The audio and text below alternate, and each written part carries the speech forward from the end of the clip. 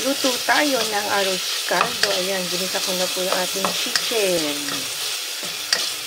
Ayan, lutuin lang natin ng konti. Nilagay natin yung ating malagkit.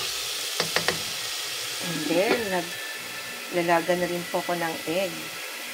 Pang-toppings natin mamaya sa ating arroz caldo.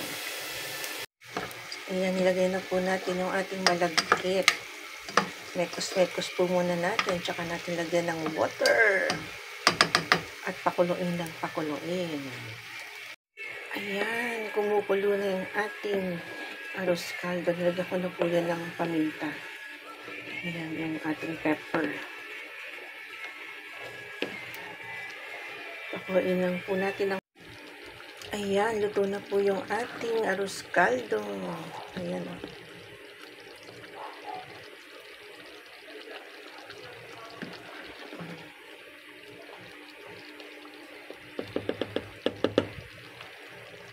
Ayan, luto na yung ating arroz caldo. Ayan.